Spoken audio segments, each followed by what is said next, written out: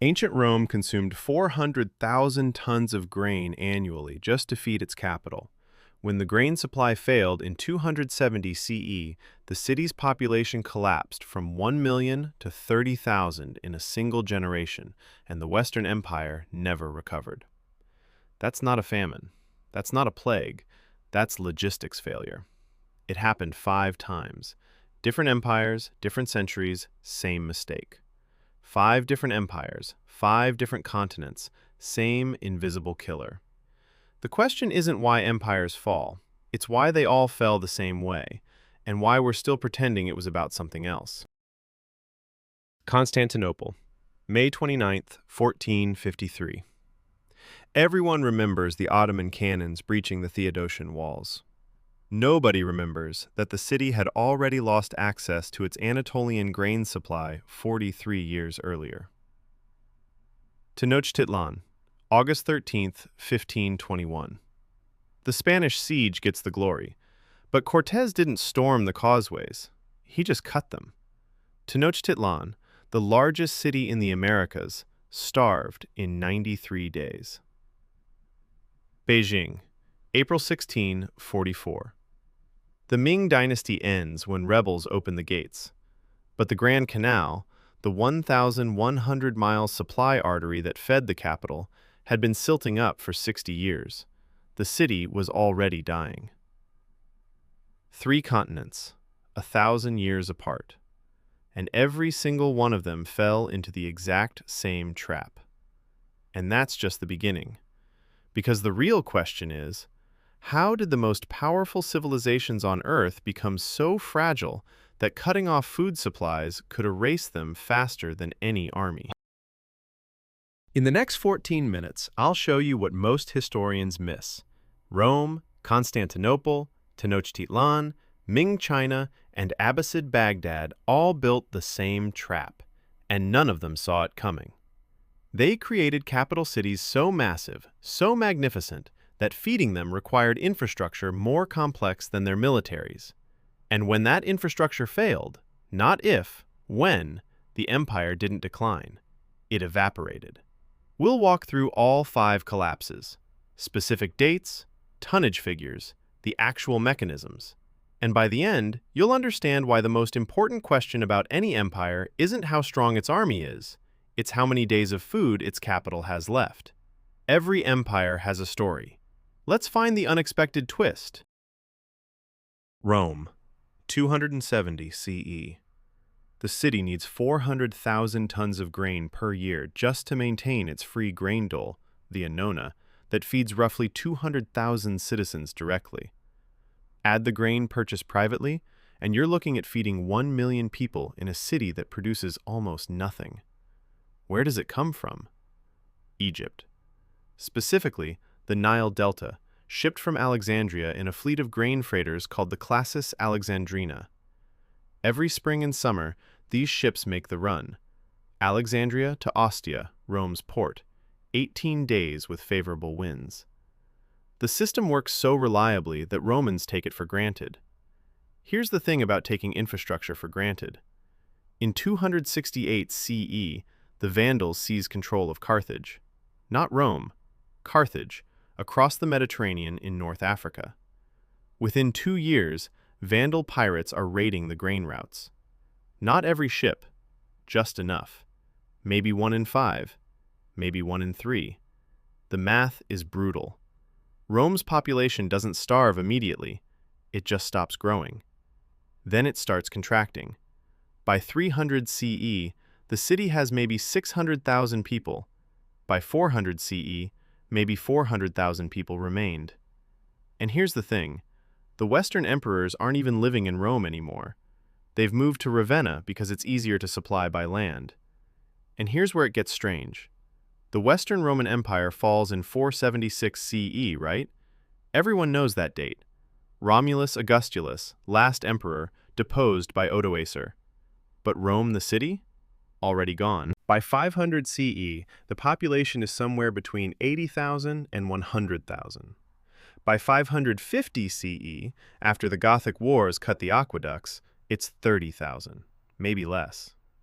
The empire didn't fall and then the city collapsed. The city collapsed and then the empire had nothing left to govern. Because an empire is just the infrastructure that connects its capital to its resources. Cut the connection, and you don't have an empire anymore. You have a city that used to matter, and a bunch of provinces asking why they're still sending grain. But Rome wasn't unique. Watch what happens when you build the same system 800 miles east. Constantinople, the city that was supposed to learn from Rome's mistakes. Constantine founds it in 330 CE specifically because it's easier to defend and easier to supply. The city sits at the crossroads of Europe and Asia, controls the Bosphorus Strait, and draws grain from Anatolia, modern Turkey, and Egypt. 2 supply regions. Redundancy. Smart. For 1,000 years, it works. Constantinople becomes the largest city in Europe. At its peak in the 12th century, maybe 400,000 people. The land walls are impregnable. The navy controls the sea. The empire is eternal. Except, remember that question from the beginning? How did these empires become so fragile? Here's the partial answer. They optimized for efficiency instead of resilience. Constantinople's supply system works beautifully, as long as the Byzantine Empire controls Anatolia. 1071 CE, Battle of Manzikert. The Seljuk Turks crush the Byzantine army and start taking Anatolia piece by piece. Not the city, the farmland, the grain-producing regions that feed the capital. By 1300, the Byzantines have lost most of Anatolia. By 1350, the Ottoman Turks control nearly all of it. Constantinople still stands, magnificent walls, legendary defenses, but it's importing grain from farther and farther away. The city's population starts dropping. By 1400, maybe 100,000 people. By 1450, possibly 50,000. Look at what happens next. The Ottomans besiege Constantinople in April 1453. The siege lasts 53 days. On May 29th, Ottoman forces breach the walls, and the Byzantine Empire ends after 1,123 years. But here's what matters. The Ottomans didn't defeat the Byzantine Empire in 1453. They defeated a city-state that used to be an empire. The empire had already collapsed. Not suddenly, but piece by piece, as its supply regions were conquered one by one over 380 years. The cannons just finished what logistics had already done. And if you think that's a slow collapse, wait until you see what happens when the infrastructure fails fast. Tenochtitlan, 1521.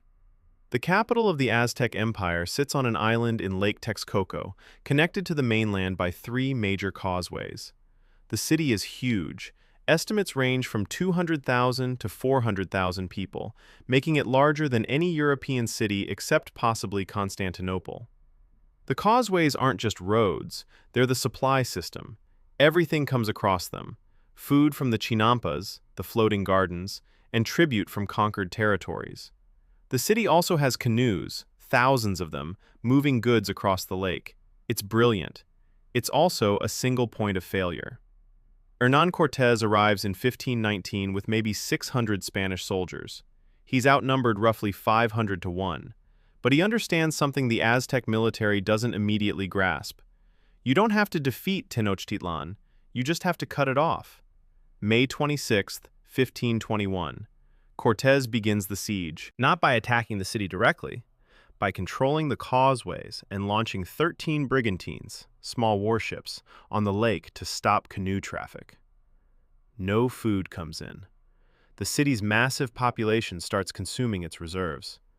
The siege lasts 93 days. By August, Tenochtitlan is starving.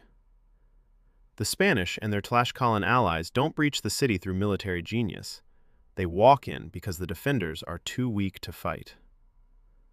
August 13th, 1521. The Aztec Empire ends. But it didn't end because the Spanish were better warriors. It ended because Tenochtitlan was a 300,000-person city that could only eat if the supply lines stayed open. 3 empires, 3 continents, 3 different ways of saying the same thing. your capital can't be bigger than your supply infrastructure can support. But, and this is the part nobody talks about, what happens when the infrastructure itself breaks? Ming Dynasty China, 1368 to 1644. The capital moves from Nanjing to Beijing in 1421 because the Yongle Emperor wants to be closer to the northern frontier. Smart military strategy, terrible logistics. Beijing is in the north, the food is in the south. The Yangtze River Delta produces massive grain surpluses, but Beijing is 800 miles away. So the Ming Dynasty relies on the Grand Canal, 1,100 miles of artificial waterway, the longest canal system ever built. At its peak, the Grand Canal moves 400,000 tons of grain north every year. Sound familiar? Same tonnage as Rome. Different empire, same dependency. Here's the thing about canals. They silt up. They require constant maintenance, dredging, lock repairs, embankment reinforcement. And maintenance requires money, labor, and political will. By 1580, the Grand Canal is struggling. Sections are silting up, transit times are increasing. The Ming government is spending more and more on repairs while dealing with Japanese pirates, Mongol raids, and internal rebellions. Something has to give. By 1630, parts of the Grand Canal are barely navigable. Grain shipments to Beijing become irregular. The city's population, maybe 700,000 people, starts to feel the squeeze. Food prices rise. Unrest grows.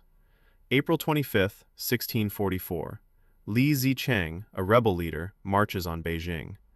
The city's defenders are undermanned, underpaid, and underfed. The gates open. The Chongzhen emperor hangs himself. The Ming dynasty ends. Now watch, because this is where you start to see it. The Ming dynasty didn't fall to Li Zicheng. It fell because Beijing had become unsustainable.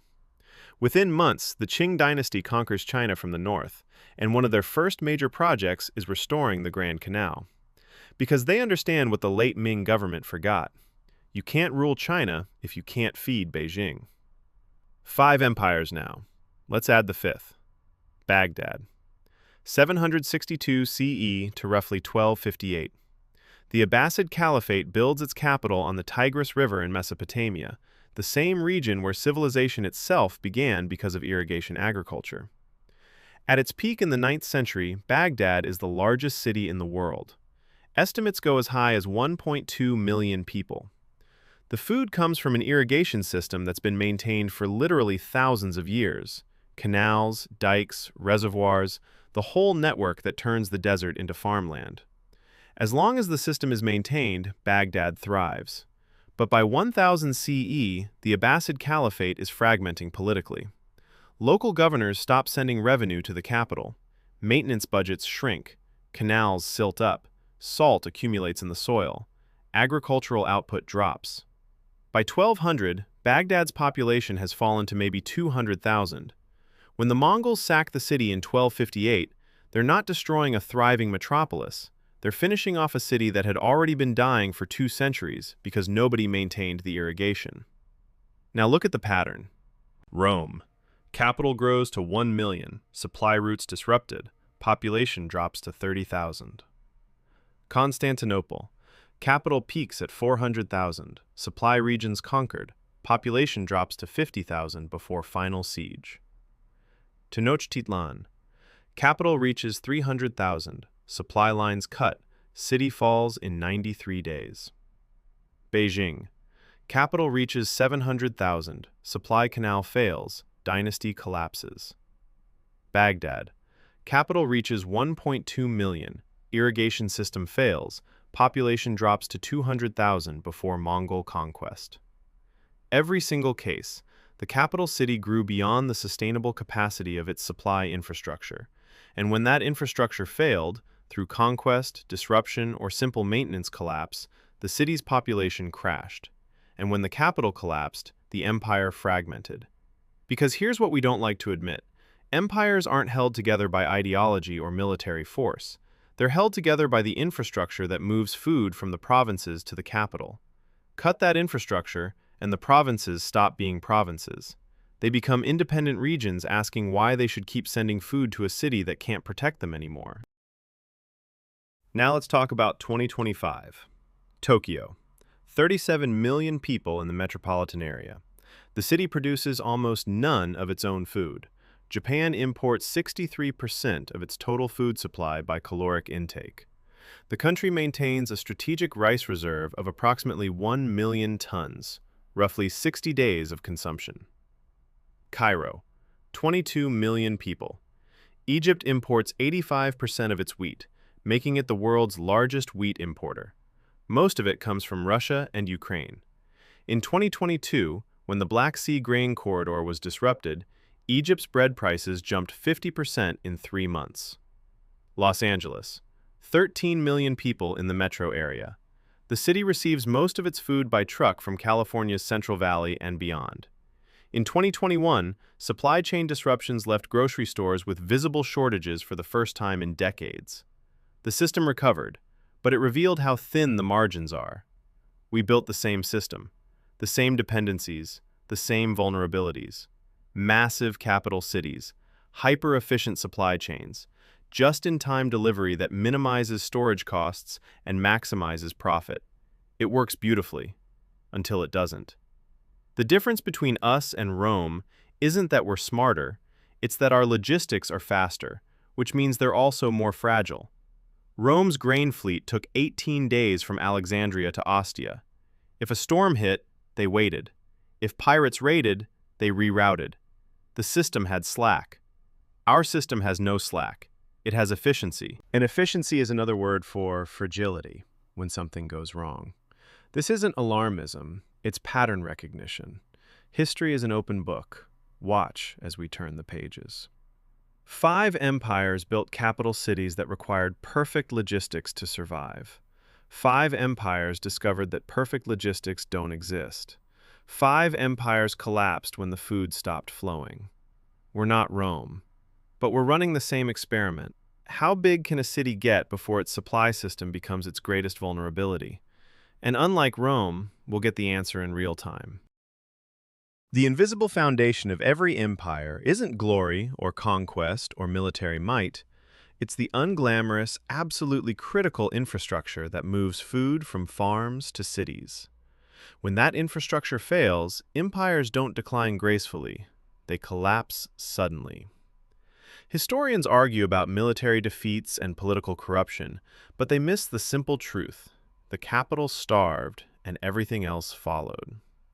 The question was never why empires fall. It was why we keep building the same fragile system and expecting a different result. If this pattern got you thinking about what other invisible systems hold civilizations together, the next video covers something even more fundamental than food. 5 empires that fell when their water systems failed, and why 3 of those cities are still uninhabitable today. Every empire has a story. Let's find the unexpected twist.